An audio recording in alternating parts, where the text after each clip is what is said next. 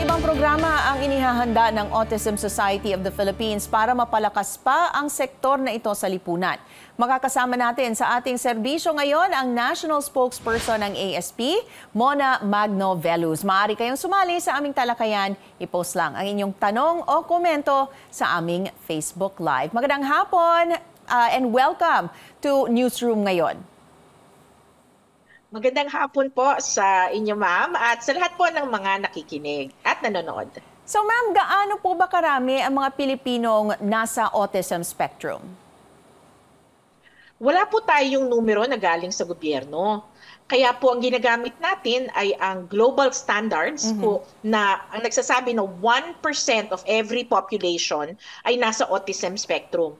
So kung 100 mga sa Pilipinas po, the assumption is considering our population, siguro we are running at around 1 million, 1.2 million Filipinos on the autism spectrum. At kapag naapektuhan po ng autismo ang isang tao, syempre kasama na rin doon kanyang buong pamilya. Substantial number din po, no? Pero in terms of how they are, treated in society, ano na po ba yung mga improvements na nakikita nyo ngayon in terms of acceptance and support para sa sektor na ito, both those on the spectrum and their families?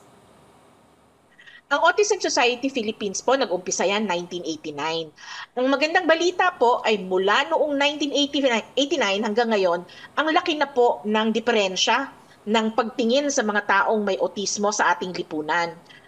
Ngayon po, ang mga LGUs, masaya kami na sabihin na buhay ang suporta para sa kanilang mga citizens na may autismo, para sa mga pamilya, tinutulungan nila sa therapy, tinutulungan nila sa kung ano man ang kailangan na pagpunta sa doktor, ang edukasyon ay natututukan sa ilang mga LGU. At on a national level, meron na rin po tayong mga batas na relevant po para sa aming pamayanan, katulad ng anti-bullying, meron po tayong inclusive employment law. Lahat po yan ay nakakatulong sa ating komunidad na mga taong may autismo at sa mga nag-aalaga sa kanila. You've overcome a lot, pero I'm sure meron pa ring mga major challenges that you face. Ano-ano itong mga to na dapat nyo pang malampasan? Bilang isang komunidad po, napakasaya namin dahil maraming mga batas na tumutulong sa amin. Pero ang kailangan po natin ngayon, more than anything, is implementation.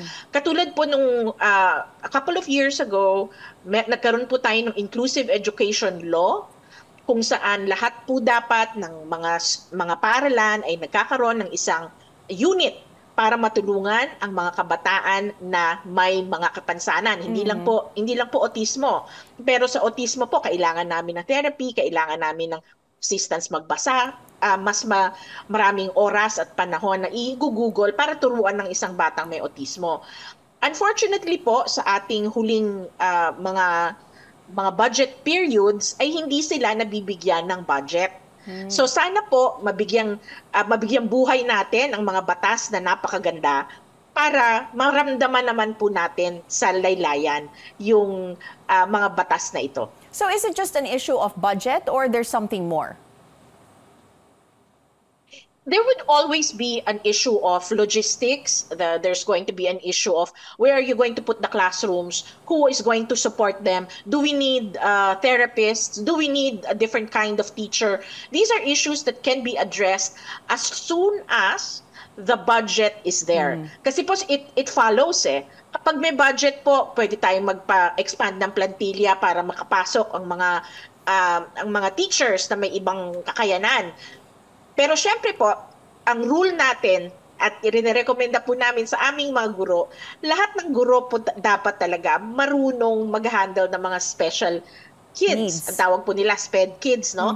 Parang all teachers should be SPED teachers. In the same way na sa employers, lahat ng employers po dapat marunong mag-hire at mag-inspire at mag-generate ng positive performance from neurotypical workers as well as those who are on the autism spectrum.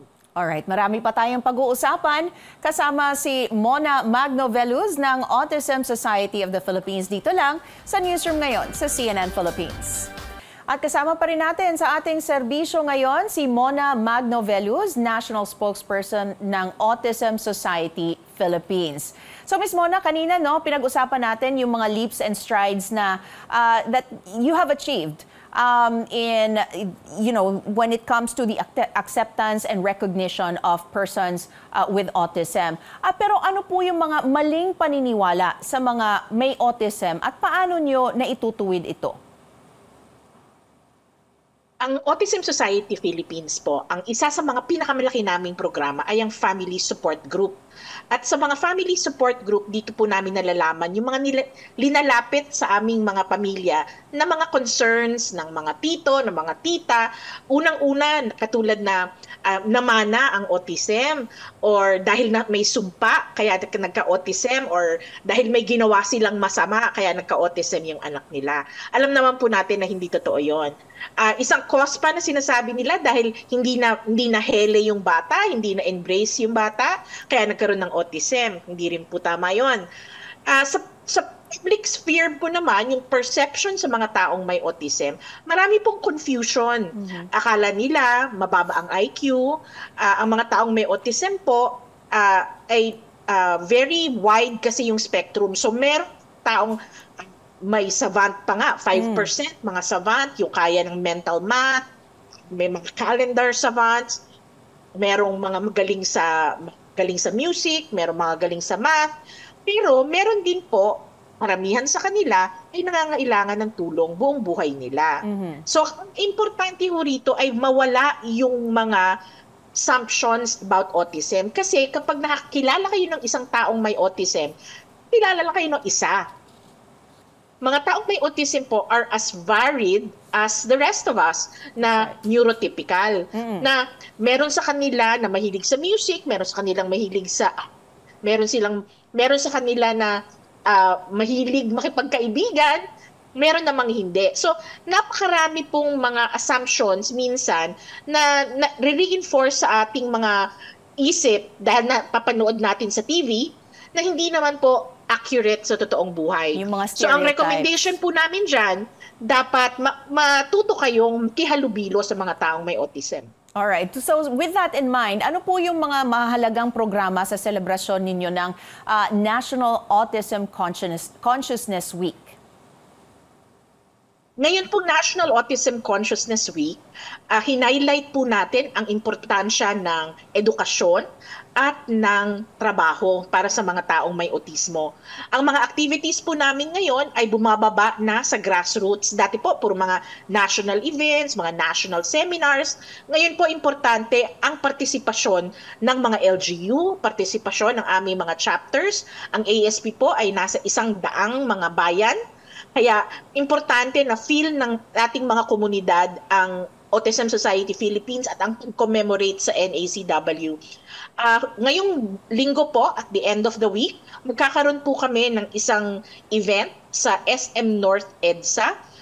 Ito po ay ang Autism OK Pilipinas or AOK Pilipinas, kung saan pag-uusapan namin ang mga batas tungkol sa autismo na makakatulong sa mga taong may autismo at ang pamilya nila.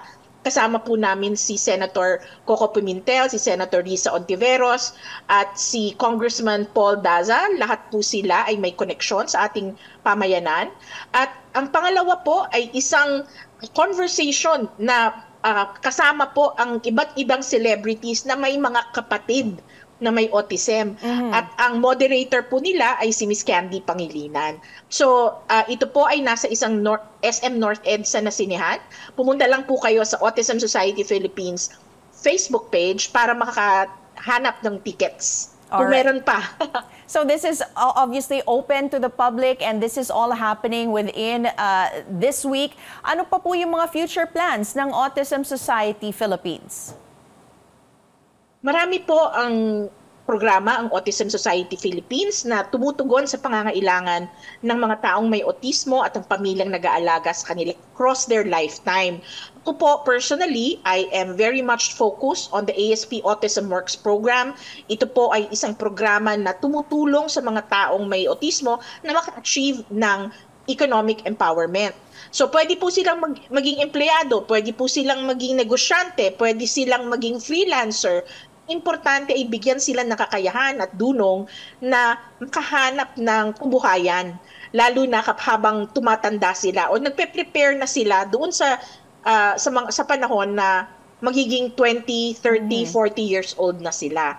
Importante po yung ganong klaseng programa para hindi lang kabataan o hindi lang mga bata ang pagtingin natin sa mga taong may autismo, dahil tumatanda rin sila at kailangan malaman ng ating pamayanan at ng ating lipunan na meron ding unique na pangangailangan ng mga taong may autismo habang tumatanda.